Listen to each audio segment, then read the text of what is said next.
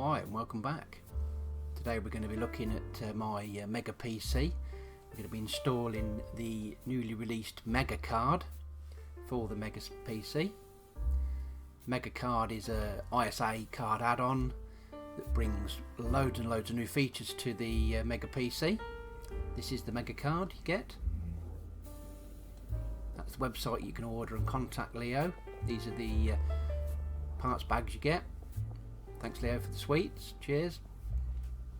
It brings an ALS 100 sound chip, which is Soundbuster compatible, a real Yamaha OPL FM chip, a network controller, XT IDE BIOS, scan doubler and an optional MIDI daughter board. With this card installed, you'll be able to use a standard VGA monitor.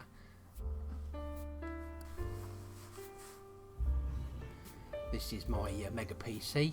It's been upgraded to use a compact flash card rather than a standard hard drive.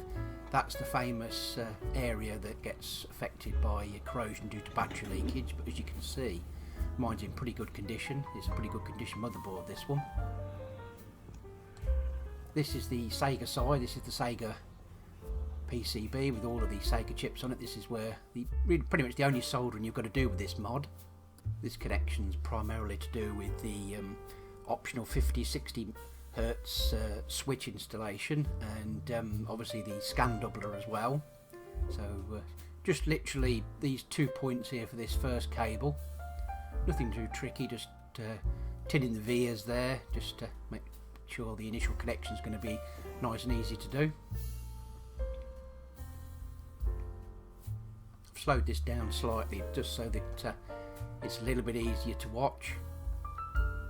Because it's only just two connections, it's you can do it quite quick. So, like I say, slowed it down just so that it was a bit easy just to see if you're going to do one yourself, you can see where exactly to put them on. Nice tidy little board this. I don't know who designed it, whether it was Sega or Amstrad, probably Amstrad, but very nice and neat, all contained onto one ISA board. Get this first bit tapped off. This is the second bit. This is the just a bridge wire. What we're doing now is just going to remove the link wire which sets the frequency to the original PAL setting, and we're going to be wiring a new switch connection and a resistor so that we can switch this externally now rather than having to have an internal switch. Obviously the creators been quite thoughtful there, so we've got a nice external switch that we can switch those frequencies over without taking it the top off all the time. This is taken straight from the website. It's just a bit of a close-up for you just so you can see what the designer intended us to do. Just wiring in this little optional 50-60 Hertz connection. I've already wired in the resistor there, which you do get. You get two just in case you lose one. And just wiring in that little 50-60 Hertz wire. The wire then comes off this Sega board and goes up into the MegaCard board, so there's an external switch on the back. Nice little idea, I thought that was great, so you haven't got to pop the lid or do anything. Little tug to make sure that's connected great. So right, now's the time to pop the Sega board back into the Mega PC.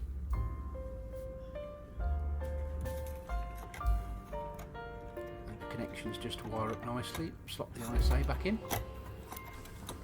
Right, now that's all nice and snug, we'll start to proceed to put the MegaCard back in. It is quite tight, so you'd have to give it a good shove.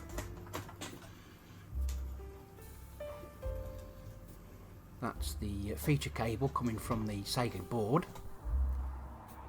Right, this is all connected up. You just notice the audio out is that green jack, and the little close-up of that. Make sure you get those the right way round. Obviously, those they won't work. Okay, now we can slot the back on. Get it all brought back up. Get it ready to start installing some drivers. You'll see a bit of a schoolboy error, and these bracket across the top that I've not connected in, so you'll see me in a second. I have to take it to bits again.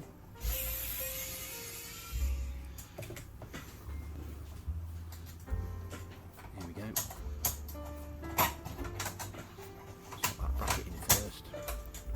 Good job I noticed, actually. I should have been swearing. Get all this box back together.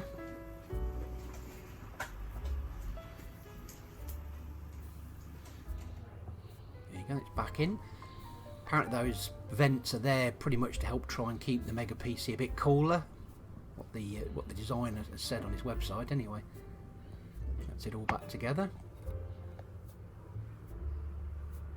Just making sure you can see all the connections, so if you do yours you can get them the right way around. Okay, get it booted up. I'm going to boot into Windows first, because the Windows side would have worked anyway, so on this monitor. So as you can see, we're just going to boot into Windows, make sure that starts up okay. Okay, great, so no problems there.